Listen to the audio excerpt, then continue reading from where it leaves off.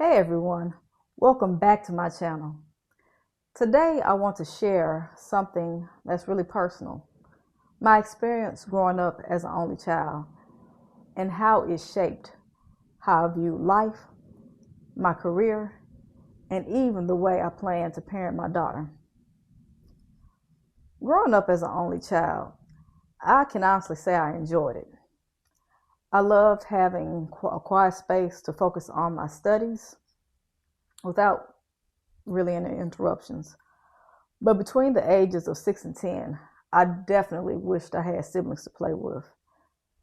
That wish disappeared by junior high school. I had a close friend who sometimes argued with her older brother. She'd joke around and ask, "Do you want a brother?" And without hesitation, I said, "No, thank you." To this day, she still laughs about how I rejected her brother like a bad trade deal. I grew up in a single mother household. My parents divorced when I was 4, and I spent most of my time with my mother and my maternal grandmother. My daddy, he would visit sometimes, but it was always a surprise to me because my mama never told me in advance, just in case he didn't show up. My grandmother played a vital role in shaping me. She couldn't read or write, but she was a leader in her church and her senior citizens home.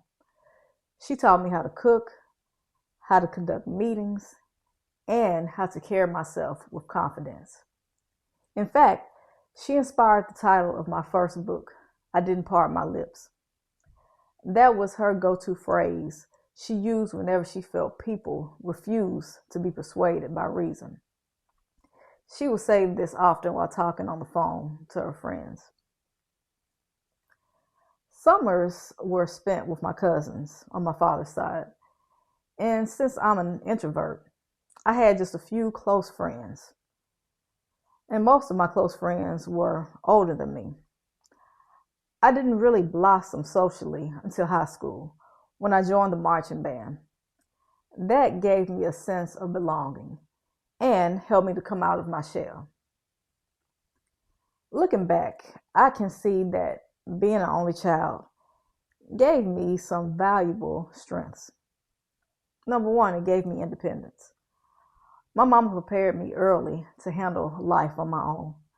She taught me how to shop for groceries, how to wash clothes, save money, and even how to write checks, just in case something ever happened to her. Creativity.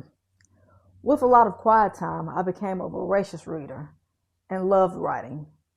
And even in junior high school, I won an essay contest, which boosted my confidence. Responsibility. I put a lot of pressure on myself to excel. My mama never pushed me harshly, but I was a perfectionist.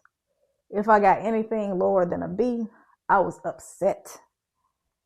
As an adult, those traits carried over. Growing up as an only child made me observant and introspective. It also shaped how I approached my career. At first, I thought hard work alone would equal success, just like in school. But I learned that in the professional world, success also depends on relationships, on having mentors and managers who advocate for your success. That was a tough but necessary lesson for me. Now that I'm a mother, my only child experience deeply influences how I plan to raise my daughter. I want her to have the same independence, creativity, and sense of responsibility that I developed. But I also want her to have strong communication skills and the ability to build healthy relationships so that she can truly become all that God intends for her to be. So was being an only child perfect? No. At times it was lonely, but it was a blessing. It shaped me into who I am today, someone who values introspection, hard work, and purpose. If you're an only child or raising one, know this. Being solo doesn't mean limited or being spoiled rotten.